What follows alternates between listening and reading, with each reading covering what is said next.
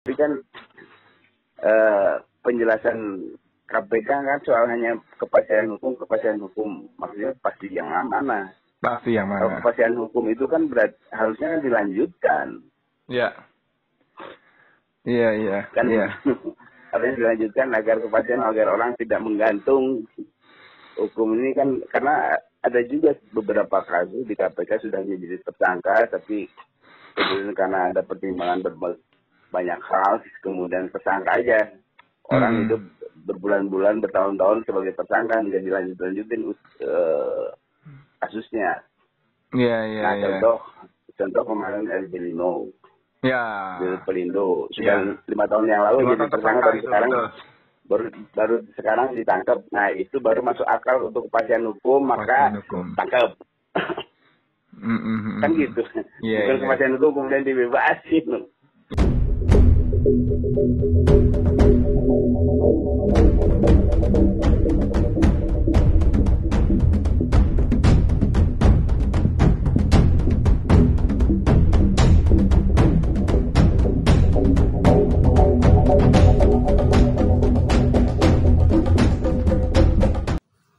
Bismillahirrahmanirrahim. Assalamualaikum warahmatullahi wabarakatuh. Saudara, dengan saya lagi Edi Mulyadi. Saudara, kita terlampau sibuk ya. Mohon maaf banget. Terlampau sibuk dengan hal-hal yang penting memang. Misalnya dengan peristiwa kilometer 50 Tol Jakarta Cikampek ya. Pembunuhan 6 laskar oleh aparatur negara. Kita juga sibuk dengan sidang-sidang Habib Rizik Syihab yang sangat melukai keadilan, yang penuh dengan rekayasa dan penzaliman. Kemudian kemarin kita juga dikejutkan dan marah dengan tuntutan jaksa terhadap aktivis petinggi kami, Koalisi Aliansi Menyelamatkan Indonesia, Syahganda Nainggolan. Untuk cuitannya di Twitternya, jaksa menyebutnya sebagai menyebarkan berita bohong yang menyebabkan keonaran dan dituntut dengan hukuman 6 tahun penjara. Sungguh benar-benar kita marah dibuatnya. Tapi di tengah gegap gempita semacam tadi, ternyata diam-diam ada berita, walaupun nggak diam-diam betul sih, Pak, kurang mendapat porsi yang memadai dari kita semua, yaitu bahwa Komisi Pemberantasan Korupsi KPK memberikan SP3, surat perintah penghentian penyidikan perkara atas korupsi BLBI, bantuan likuiditas Bank Indonesia untuk Samsul Nur Salim dan istrinya Icih Nur Salim. Keduanya ini adalah pemegang saham pengendali Bank Dagang BDNI Nasional Indonesia yang mendapat kucuran BLBI, dan nilai kerugian negara waktu itu adalah 4,58 triliun rupiah. BLBI ini dikucurkan tahun 98 ya. Waktu itu sebelum krisis menerjang kita, krisis moneter, rupiah itu nilainya sekitar 2.500-2.700 per dolar Amerika. Lalu begitu menjelang krisis naik terus. Tapi pada saat BLB dikucurkan katakanlah sekitar 4.000 atau 5.000. Nah, kalau sekarang nilai rupiah sudah 14.500-an, maka nilainya kurang lebih 2,5 kali lipat. 2,5 kali lipat artinya sekitar 11-12 triliun rupiah hari ini. Dan itu diberikan SP3, dihentikan penyidikan perkaranya oleh KPK. Yang membuat kita miris adalah bahwa Wakil Ketua KPK ketika mengumumkan menyebut itu sudah sesuai dengan Undang-Undang KPK, tentu saja yang direvisi, dan untuk memberikan kepastian hukum.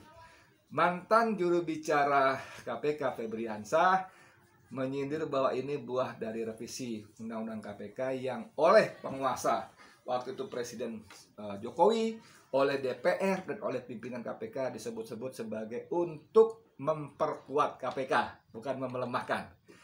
Tapi ya, orang segera bisa menduga bahwa inilah buah dari pelemahan dari revisi Undang-Undang KPK yang prosesnya dulu, ingat nggak, itu terjadi penolakan yang sangat masif di hampir seluruh pelosok negeri, dan pada sidang-sidangnya pun menimbulkan luka-luka puluhan, mungkin ratusan. Waktu itu kita masih ingat ada pasukan STM ya, anak-anak STM.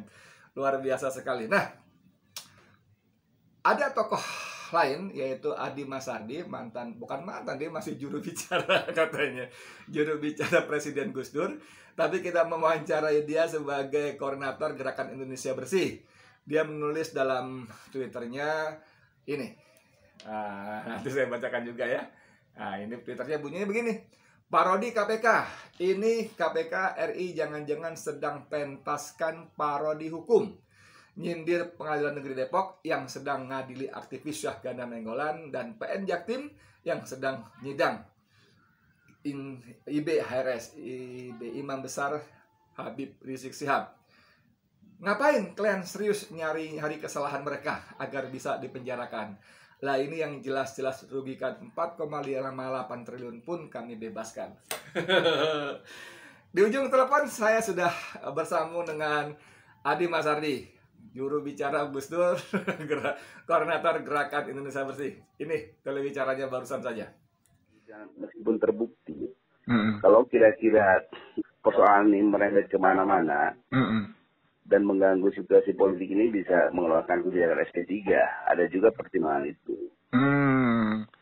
Jadi SP seperti juga pada kasus Saganda atau Habib Rizik, pada kasus Syamsul Nur Salim ini tidak benar-benar murni urusan hukum ya.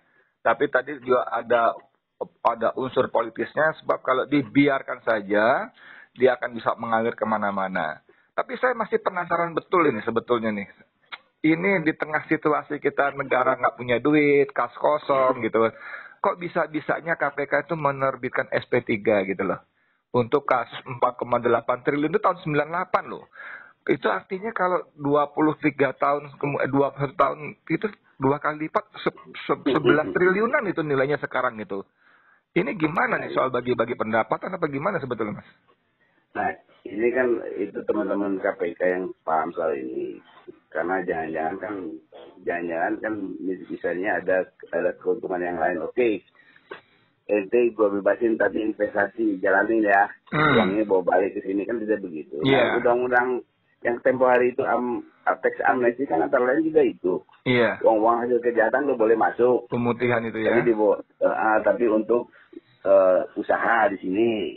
Nah, tapi uangnya masuk, tapi usahanya kagak jadi. Uangnya juga nggak masuk kok. Yang walaupun Presiden bilang ada 11 triliun di kantong saya itu kan. Nah, artinya begini, artinya hukum itu negara bisa memperlakukannya untuk kepentingan yang lain itu tidak ada masalah sepanjang itu untuk kepentingan bangsa ya. Nah, tetapi kan penjelasan KPK kan soal hanya kepastian hukum, maksudnya pasti yang mana? Pasti yang mana? Kalau kepastian hukum itu kan harusnya kan dilanjutkan. Iya. Iya. Kan harusnya dilanjutkan agar orang tidak menggantung hukum ini kan, karena ada juga beberapa kasus di KPK sudah menjadi tersangka, tapi kemudian karena ada pertimbangan banyak hal, kemudian tersangka aja. Orang hidup berbulan-bulan, bertahun-tahun sebagai tersangka, nggak dilanjutin kasusnya. Iya. Contoh kemarin El Belino. Ya. Di Pelindo sudah 5 tahun yang lalu jadi tersangka, baru sekarang ditangkap. Nah, itu baru masuk akal untuk kepastian hukum, maka tangkap. Kan gitu. Bukan kepastian hukum kemudian dibebasin. Iya. Mas, aku sedikit mohon diulang tadi soal tadi bahwa kaitannya SP3 dengan sidang. Saya tertarik betul dibaca Twitter yang nakal ini. Saya baca ulang ya, parodi KPK. Ini KPK jangan-jangan sedang mementaskan parodi hukum, nyindir PN Depok yang sedang ngadili aktivis Syahganda Nainggolan dan PN Jaktim yang sedang nyidang IBHRS. Ngapain kalian serius nyari kesalahan mereka agar bisa dipenjarakan? Lah ini yang jelas-jelas rugikan 4,58 triliun kami bebaskan. Ini kan betul-betul mengganggu akal sehat kita sebetulnya ya. Sebetulnya sih maksud saya itu memang benar-benar bahwa kasus KPK itu memang menyindir jaksa-jaksa yang sekarang bekerja untuk Syahganda dan untuk Habib Rizik. Bekerja kan untuk memenjarakan maksudnya ya? Iya kan, mereka pasti terpukul. Sialan nih KPK gue. Lagi nyari-nyari orang buat memenjarain, malah dia demonstrasi membebaskan orang yang sudah jelas. Iya. Dia marah bukan cuma karena kerja keras, tapi juga kerja keras dia membuahkan kemarahan publik kan sebetulnya kan? Ya betul. Tiba-tiba KPK seperti itu ya. Membebaskan sehingga kan sehingga kan menjadi tertawaan, sebenarnya bukan tertawaan Adi Mas Adrian, pasti kan tertawaan seluruh rakyat Indonesia. Iya. Jaksa penuntut untuk Sagana Nainggolan Jumur dan lain-lain itu kan pasti dipermalukan secara moral. Iya. Juga yang menuntut Habib Rizik gara-gara soal kerumunan. Iya. Nah ini yang jelas-jelas merugikan. Kan ini kerugian negaranya juga nggak jelas nih. Nggak ada kerugian negara apa, nggak ada. Apalagi nggak ada. Apalagi kalau Habib Rizik kan sudah bayar. Sudah bayar 50 juta. Nah, Sagana juga Twitternya katanya berita bohong. Pada berita yang disampaikan kan memang jalan pikiran yang pendapat lah itu ya. Itu pendapat tadi, beda pendapat tadi. Salahnya Ganda itu karena beda pendapat, bukan bagi-bagi pendapatan itu, Mas. Nah, harusnya memang ketika nggak beda pendapat kan nggak ada pendapatannya, memang masalah. Beda pendapat nggak ada pendapatannya, masalah besar ya di negeri ini ya. Jadi sangar untuk kita ini hukum itu sangar karena kita nggak bisa berbagi pendapatan. Ya ampun, segitu buruknya ya. Tadi coba saya ingin ulang lagi dikit tadi soal memisahkan dalam pandemi ini, memisahkan jaga jarak, mencuci tangan, menutup mulut. Nah, jaga jarak jadi memisahkan jauh-jauh jarak antara keadilan dan hukum gitu ya. Hukum dan keadilan, kata dan perbuatan. Aduh. Dasar sekali. Kalau ada masalah-masalah ini cuci tangan. Iya. Giliran rakyat memerlukan sikap politik penguasa, dia pakai masker tutup mulut. Oh, iya. Ngeri. Jadi itu menjadi doktrin. Ini kan huru hara seperti ini dalam arti melukai keadilan publik kalau macam ini kan kembali tadi tampaknya memang didesain dengan diawali dengan merevisi Undang-Undang KPK. Dan kita ingat bahwa yang paling ngotot sekali untuk mendukung revisi inilah dari PDIP. Ini kita membacanya gimana, Mas? Ini kan saya sama teman-teman sedang melakukan studi soal politik dinasti.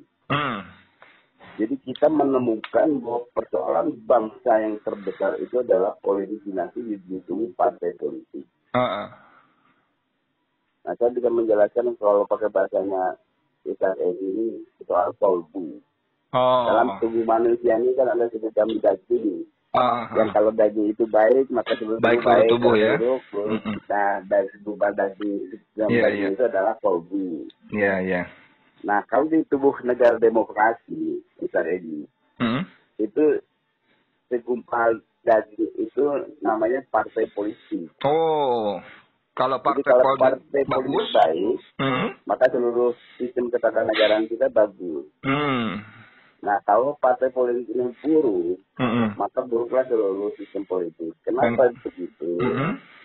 Karena dari partai politik ini kan kemudian lahirlah eksekutif. Kan eksekutif yang membuat, yang menyodorkan kan orang dari partai politik. Oke. Kemudian legislatif juga dari partai politik. Kemudian judikatif yang untuk urusan hukum kan juga dari partai politik. Sumber dari segala sumber itu ya berarti ya. Nah, jadi eksekutif dan legislatif itu kan menyerongkan orang, memilih orang untuk menjadi KPK. Untuk menjadi Mahkamah Konstitusi. Dari parpol ya. Agung. Iya ya. Nah, jadi kalau saya ketua partai misalnya, kemudian ada kasus mengenai masalah Ustaz Edi, saya bisa bilang sama penegak hukum itu teman gua tuh. Iya. Lu jangan macam-macam, lu bisa. Saya potong sampai sini sebentar. Ini mungkin menjelaskan kenapa sekarang ini KPK banyak menangkapi kepala daerah, walaupun kadang-kadang kerugian OTT-nya itu nggak seberapa, tapi para anggota dewan anteng-anteng aja. Apa ini bagian dari itu juga ya? Nah, nggak ada cerita anggota dewan ditangkapin lagi tuh?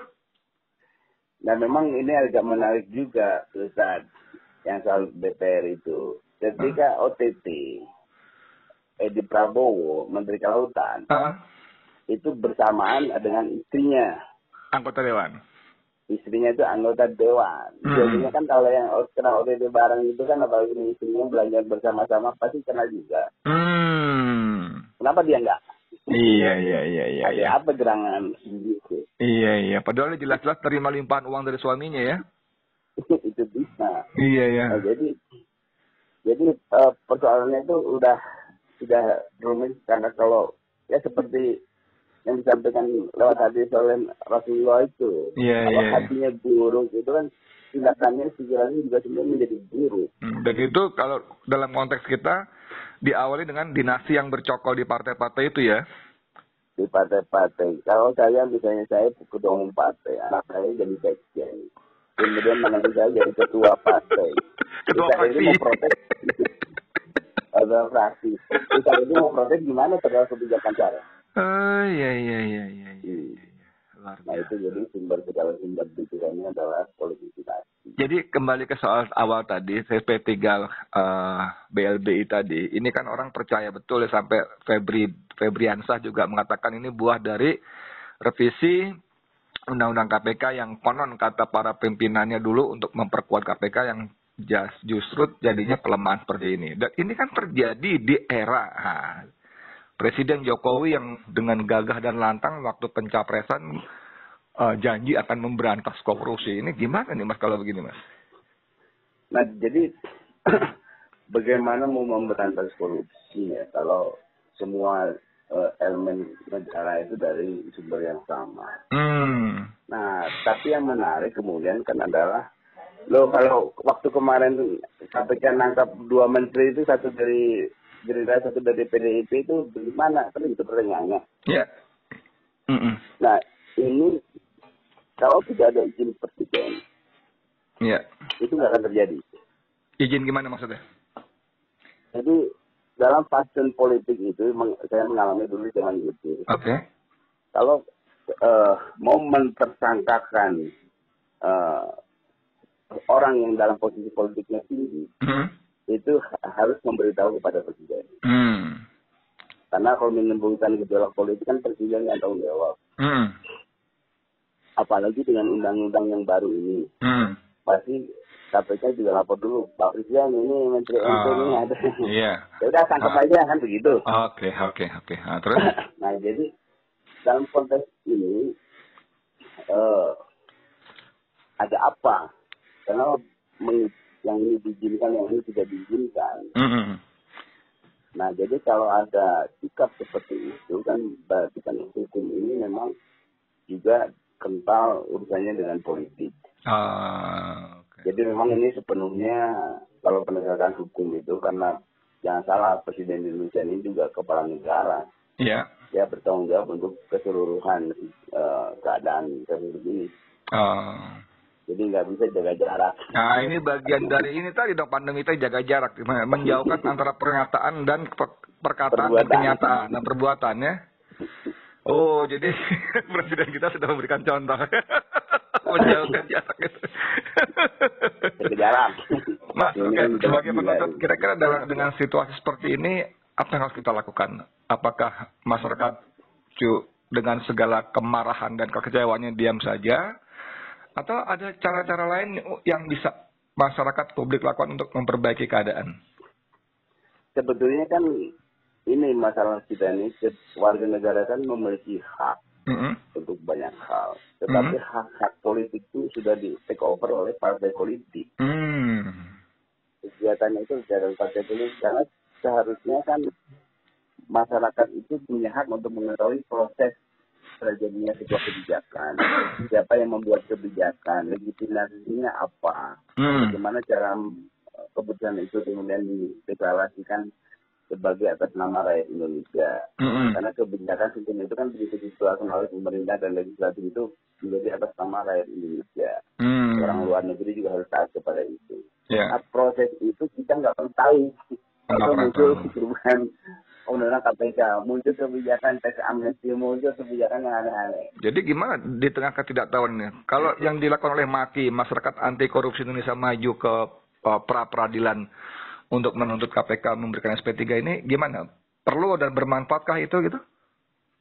Nah, ini yang teman-teman yang bisa bergerak langsung ke jantungnya itu, persoalannya itu tetap harus dilakukan. Tetapi seluruh rakyat Indonesia itu ke depan itu harus menjelaskan dulu, harus membersihkan hatinya dulu. Harus bersihkan itu kolbu. Lewat cara apa? Lewat cara pemilu. Jadi kalau partai yang yang busuk itu ya tinggalkan. Kita harus kampanye. Nah itu, karena dalam waktu dekat ini kan saya tidak bisa berbuat apa-apa. Yang bisa berbuat langsung itu kan eksekutif, legislatif, kemudian yang punya senjata, tentara, polisi. Tapi kalau memperbaiki kondisi dengan pemilu, ini faktanya kan partai yang juara korupsi juga menang lagi. Keluarga yang bolak-balik korupsi juga terpilih di pilkada, menang lagi. Ini apa yang terjadi dengan rakyat kita sebetulnya ini kalau bisa begini? Nah, itu kan belum ada pencerahan juga bagaimana cara memilih. Oh. Kalau sekarang ini kan kita sudah gampang menjalankan ente. Jadi kalau kembali ke bahasa Ustadz Edi ini, inamal amalu biniyah kan. Segala sesuatu itu Tuhan mengabulkan sesuai dengan niatnya kan. Iya, maksudnya gini, dalam konteks fakta yang ada, ini kan politik uang ini luar biasa. Rakyat nyaris nggak peduli lo perampok atau siapa, yang penting lo bisa ngasih gue sembako, uang amplop, waktu serangan pajar.